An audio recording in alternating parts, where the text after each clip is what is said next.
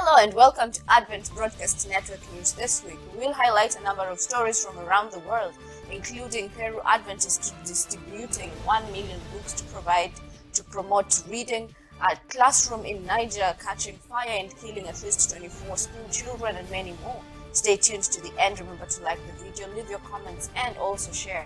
I am Jane Wena for Advent Broadcast Network.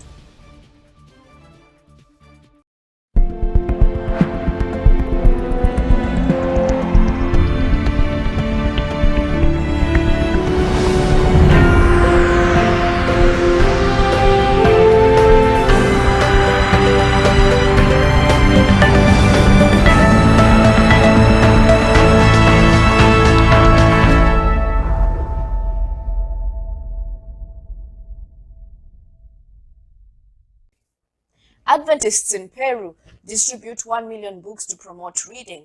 Share a book, share hope is the motto of the Peru Does Read drive, organized by the Seventh-day Adventist Church in Peru. Volunteers in the initiative recently distributed 1 million copies of Mark Finley's book, Hope for a World in Crisis, in the northern part of the country.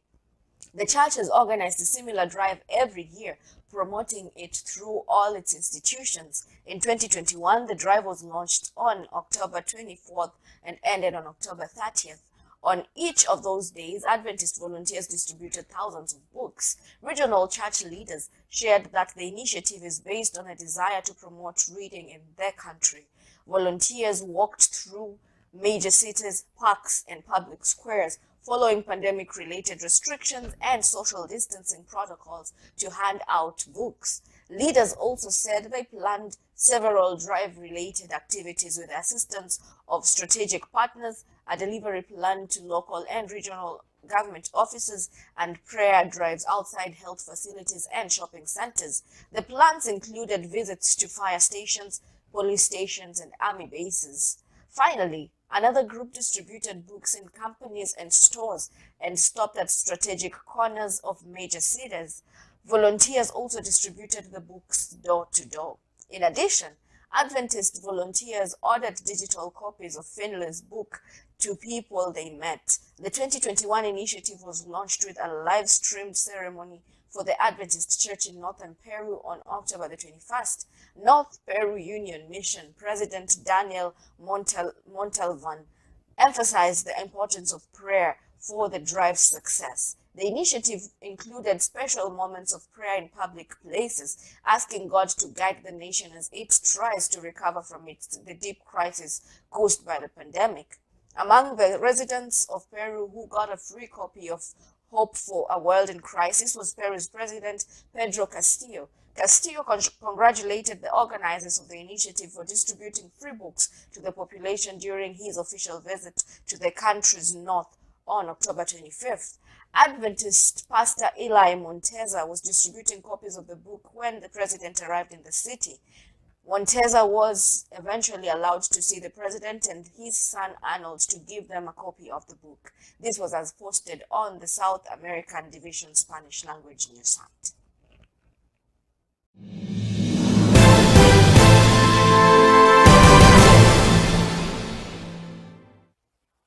Adventist Academy students make a difference at a school about 8,000 miles away. Canadian Adventist Messenger reports that girls in Kenya are often forced to miss school on days of their menstrual cycle if they don't have access to the necessary feminine hygiene products or suitable toilet facilities at school. This natural part of life becomes a challenge. Canadian charity A Better World, ABW, created the Girls Need You project focused on providing reusable feminine hygiene kits. It highlights the barriers that period poverty prevents to many girls around the world. In 2021, the Girls Need You project sparked the attention of the school Social Justice 12 class at Fraser Valley Adventist Academy in Aldergrove, Canada. Grade 11 and 12 students, led by their teacher, invested wholeheartedly in supporting their peers at the Naikara Primary School, more than 13,000 kilometers away. They set a goal to raise about $810 to supply girls with feminine hygiene kits by June. Grade 11 student Zoe part of the social justice class, said the project immediately grabbed her attention because as a girl, she has experienced the painful sides of the menstrual cycle. She added that the fundraising on the project could help normalize the conversation around menstrual cycles and products among the general population. Alex Gunning, another grade 11 student, said that out of the many projects the class was considering, they liked that Girls Need You had a sustainable goal. With these kids, he explained, these girls will not be afraid or uncomfortable to attend school while having their periods. Despite all the fundraising challenges during COVID-19, the class exceeded its fundraising goal by nearly 20%. Less than a week after the class finished their fundraising, 500 feminine hygiene kits were delivered to Naikara Primary School upper grade girls. Jacinta, a local community health nurse, gave the girls a short talk on the importance of feminine hygiene and how to care for and maintain the kits. The effort and enthusiasm of students is inspiring. Staff members of ABW said seeing young people who continue to strive to make the world a better place where the basic needs of all people are met.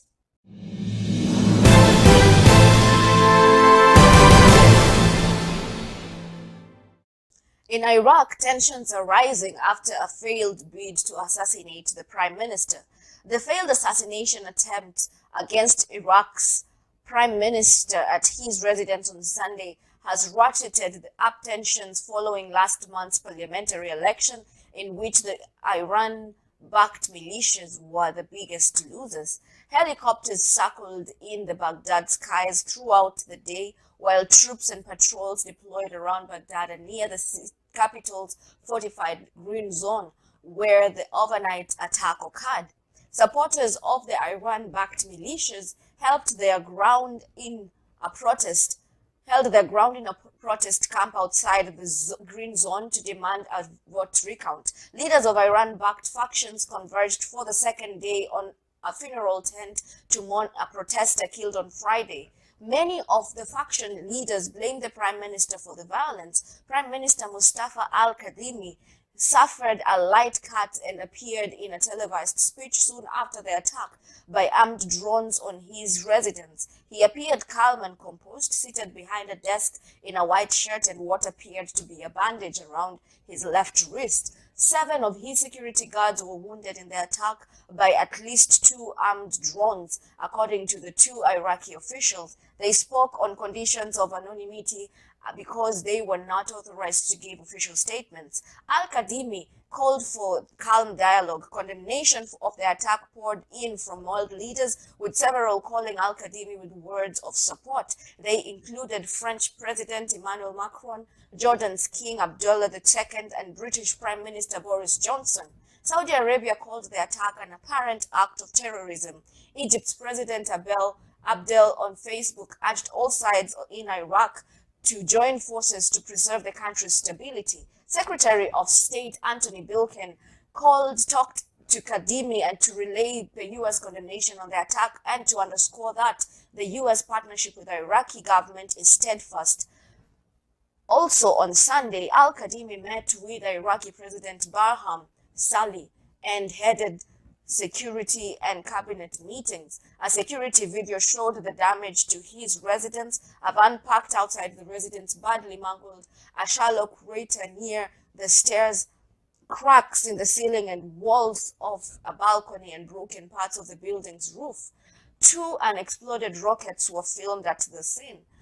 There was no claim of responsibility, but suspicions immediately fell on the Iran-backed militias. They had been blamed for previous attacks on the Green Zone, which also houses foreign embassies. The militia leaders condemned the attack, but most sought to downplay it. It was a dramatic escalation in the already tense situation following the October 10th vote and the surprising results in which the Iran-backed militias lost about 2/3 of their seats.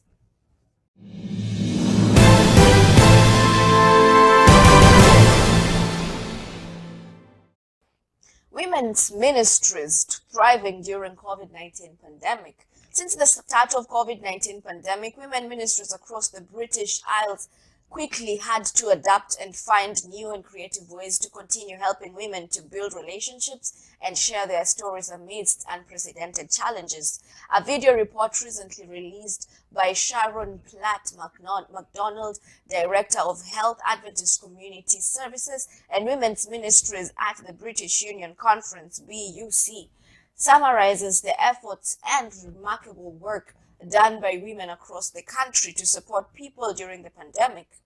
Among the initiatives, the British Union Conference's Women's Ministry, in collaboration with the Health Ministry's department, ran a convalescence project called Restoration to aid individuals impacted by COVID-19 and their families.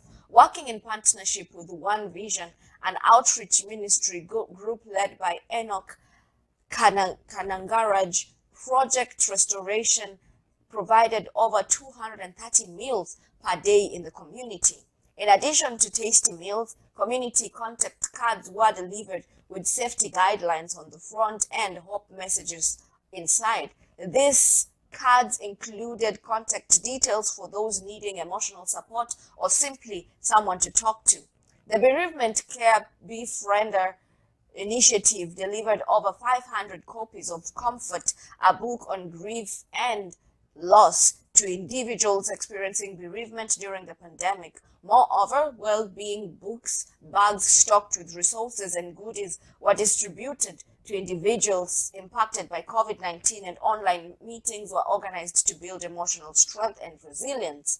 During COVID-19 pandemic, women's ministries across British Isles went above and beyond to adapt and support women and their families. The South England Conference, SEC, hosted a week-long evangelistic campaign captioned "The Gates of Hell Shall Not Prevail" and organized a range of online workshops on emotional intelligence and resilience. The North England Conference organized a variety of prayer conferences and online events. Working collaboratively, the three missions, Scotland, Ireland, and Wales, organized virtual women's ministries, retreats, and conferences. It is amazing what can be done when women work together to share God's love with a hurting community.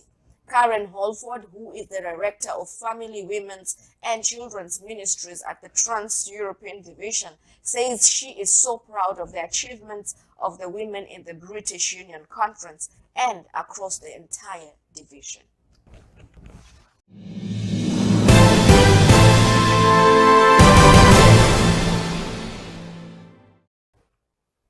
The Niger classroom fire killed at least 25 school children. At least 25 children aged 5 to 6 have died after their straw hut classroom caught fire in southern Niger. Several others were injured during the blaze, which broke out on Monday morning as children took part in school lessons in the country's Maradi region. The cause of the fire is not yet known. In Niger, overflow classes are often built using wood and straw when the main brick structures are unable to accommodate all the school children. Monday's blaze destroyed 3 such classrooms. The mayor of Maradi City, Chaibo Abubakar, told the local media. One eyewitness told the BBC they saw several bodies being carried from the scene and a number of children with injuries being placed in vehicles to be taken to hospital. Some of those injured were said to be in a critical condition.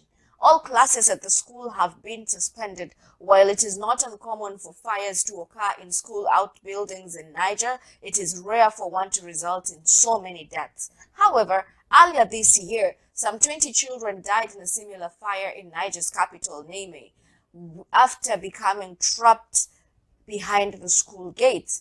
In total, 28 straw classrooms were destroyed in that incident, which prompted a public outcry.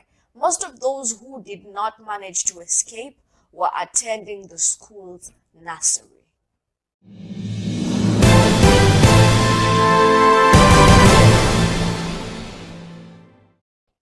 In Sierra Leone, the tanker blast death toll rises to 115. The death toll from a fuel tanker explosion in Sierra Leone's capital has risen to 115. The ministry had previously said 99 people were killed when the tanker exploded following a collision in a suburb in Freetown on Friday. Victims included people who had flocked to collect fuel leaking from the ruptured vehicle. Hundreds more were injured in the blast, stretching the capacity of Freetown's health services, which has suffered from years of underfunding and a fall in medical staff during the 2014-2016 Ebola epidemic. Blackened shells of cars still lay at the scene of the accident, and members of a family whose business and house burnt down said they had been sleeping outside.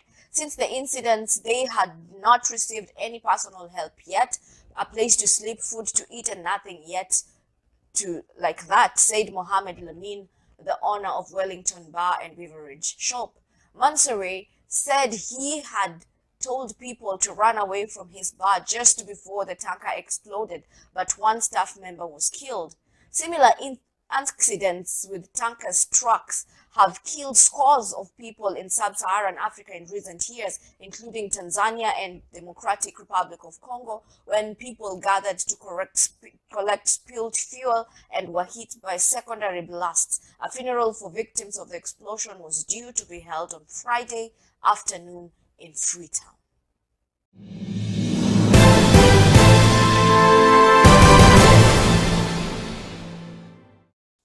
ADRA Europe's response to COVID-19 included aid to 17 countries. Since the pandemic's beginning in March 2020, many people across the globe have experienced fear, isolation, pain, and loss, adding to an uncertain future. But Adventist Development and Relief Agency ADRA Europe teams, together with church volunteers, have responded by bringing hope, relief, and by allowing to serve others so all may live as God intended, as ADRA's motto says. These teams served on front lines by providing shelter and food for the homeless, supporting healthcare and mental health services, providing education, and helping the vulnerable, organization leaders said.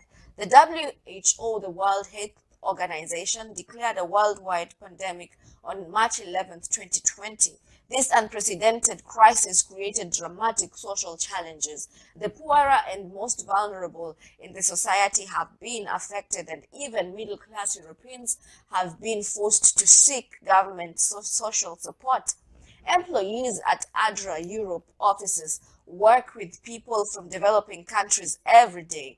The pandemic severely hit these countries, and millions more than usual were pushed into extreme poverty.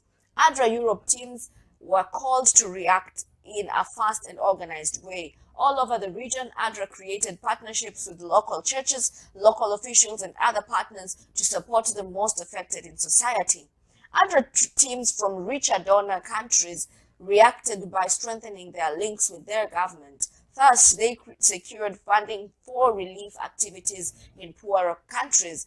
ADRA teams active inside their own countries sought additional funds for their national response programs. All projects implemented in Europe were in partnership with the Seventh-day Adventist Church, focusing on three main pillars.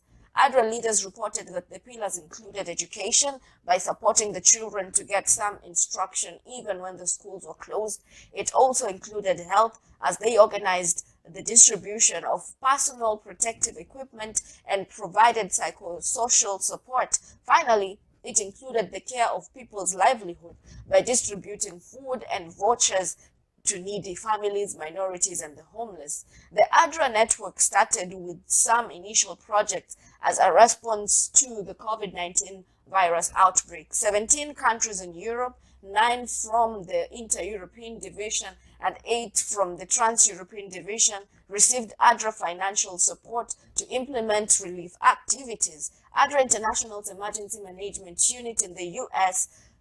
managed the funding, and the operational management was coordinated by ADRA Europe in Brussels, Belgium. Most projects were implemented from March to December 2020. ADRA Europe expressed appreciation to everyone involved in these initiatives during the worst of the pandemic. This was as posted in the Inter-European Division's news site.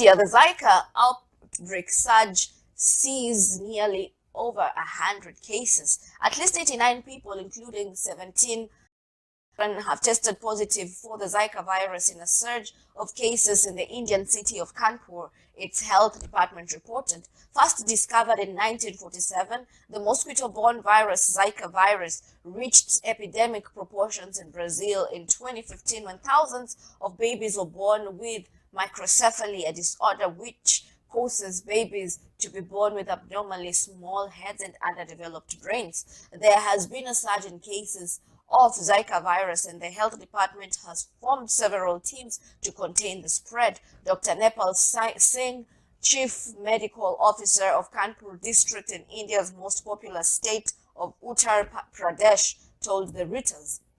Cost cases have been reported in several Indian states in recent years. Through Amit Mohan Prasad, Uttar Pradesh top government bureaucrat for health and family welfare, said that this was the first outbreak in the state. The first Zika case in the industrial city of Kanpur was detected on October the 23rd, and the number of cases has increased over the past week. People are testing positive because they are doing very aggressive contact tracing, said Prasad. Authorities were increasing their surveillance of the outbreak and eliminating breeding grounds for the mosquitoes that transmit the virus.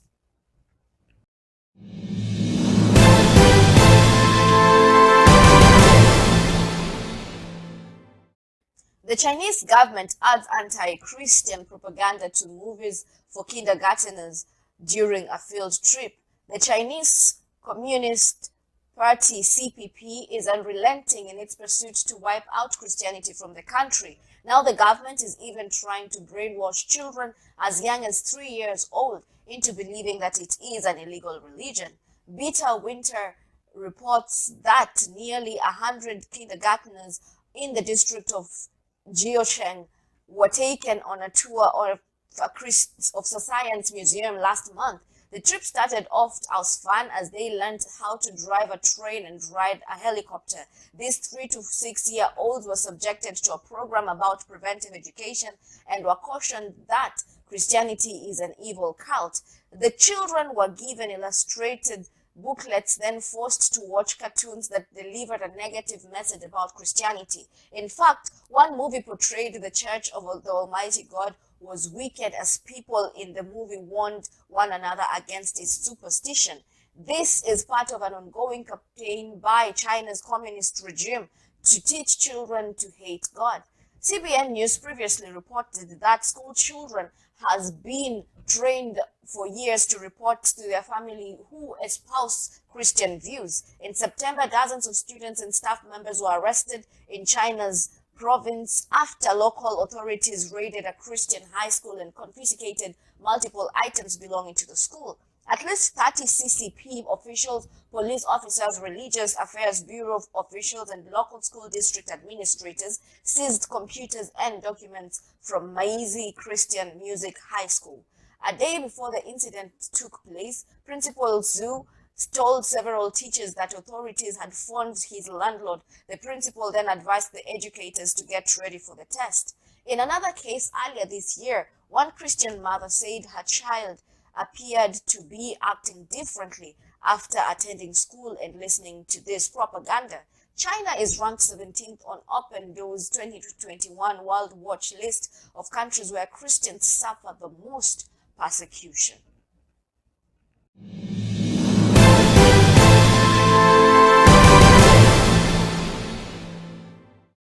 Ethiopia detains 16 United Nations staffers. At least 16 United Nations local employees have been detained in Ethiopia's capital, Addis Ababa, the UN said on Tuesday, as the country's year-long war against the Tigray People's Liberation Front, TPLF, continues.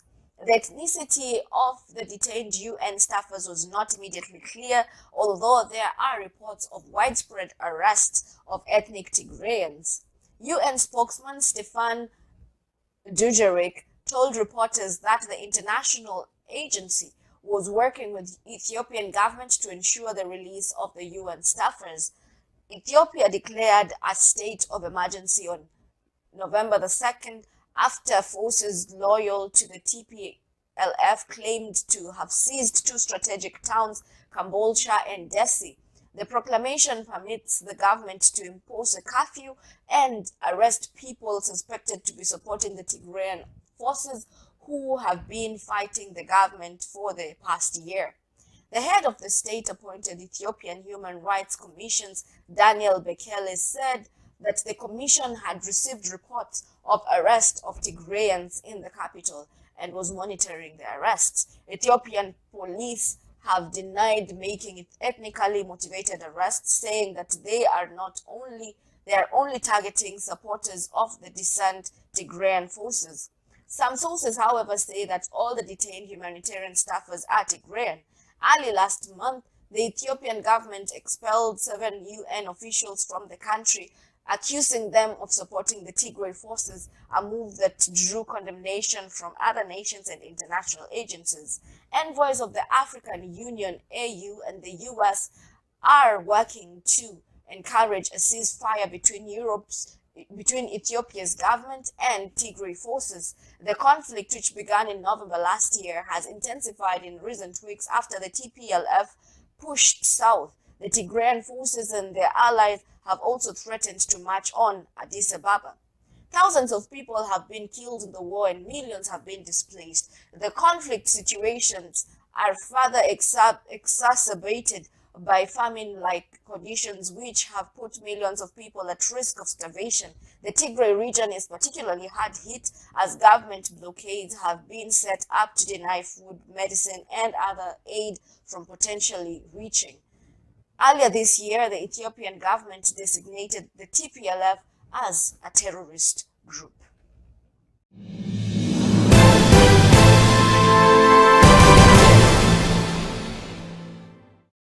In Mexico, Montemorelos is the first university with most students who are vaccinated.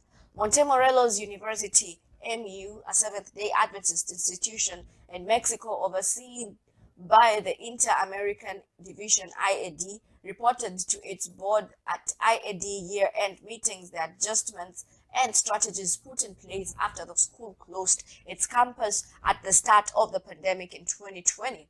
The transitioned to online classes for nearly a year. At the meeting in early November 2021, board members were grouped in several different rooms to listen to the Montemorelos University professors speaking on aspects of the pandemic and how it has affected the school since March 2020. Carlos Marcelo Moroni, head of the psychology department, said that students have had to deal with challenge and change and the death of family members during the pandemic. So far, the university is taking care of 115 students who have faced challenges with financial difficulties, university leaders said. The suspension of clinical practices in hospitals and institutions throughout the state of Nuevo Leon disrupted the requirements for psychology students. Plans were adjusted to coordinate the students' clinical practice hours through the department's family care center on the campus. Leaders work to adapt the social service hours required for the degree. Professors also coordinated with the Adventist Development and Relief Agency to organize some virtual appointments with people. University administrators reported that 2,791 students were enrolled in the school this year. The campus is housing 450 students who returned to the campus of Montemorelos, and plans are for all students to return in the second semester in 2022.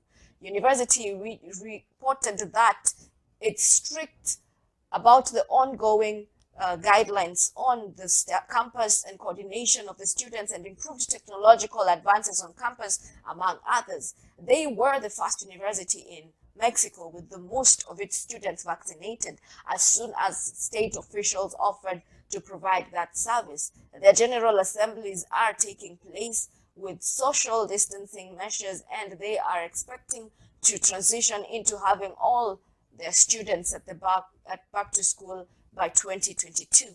The president of the school, Castillo, said this: after less income in the several direction and extensive losses for many months, the university administrators said that at the end of September, things were looking more positively financially. Part of the school's expansion plan includes a new research center on the campus that is expected to be completed in the first quarter of 2022.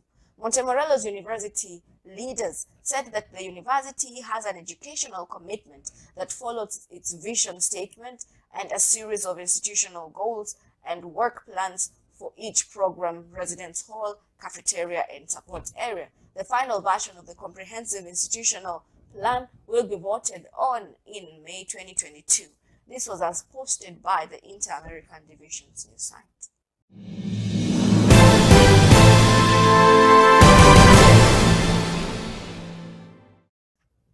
In Espirito Santo, a refrigerator of hope presents people with books, vegetables, and legumes. Young people from the Adventist Church of Greater Victoria presented more than 100 families with books, fruits, vegetables, and legumes with the support of a refrigerator of hope equipped to serve the community of Iterare. The project is part of one of the movements in response to Hope Impact, which took place one day after the celebration of National Book Day. This year, Adventists plan to distribute more than 600,000 copies of Hope Beyond Crisis across Espirito Santo, as well as 100,000 children's magazines.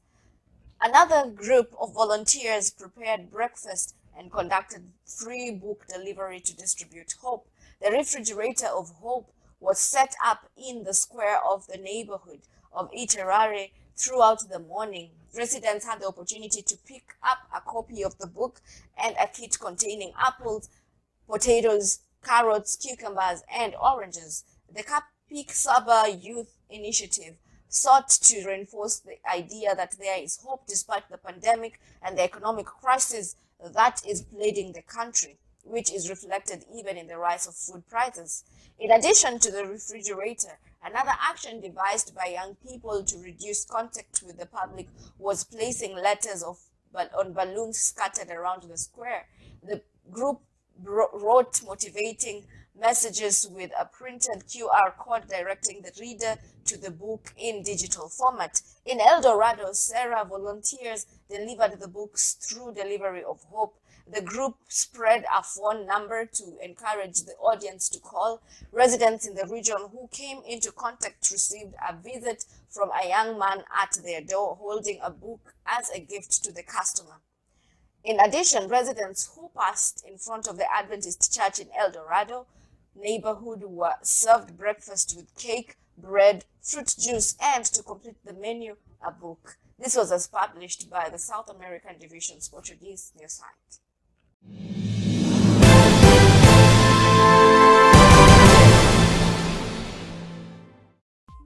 And that marks the end of our session today. Thank you so much for tuning in, liking the video, and sharing it. We at Advent Broadcast Network appreciate all the support you have granted us so far. If you would like news from your part of the world to be featured in our segment, please reach out to us at info@adventbroadcast.net, info@adventbroadcast.net, or find us in our Facebook inbox. I'm looking forward to having you again next week, same place, same time. It has been my absolute pleasure. I am Jane Wena for Advent Broadcast Network.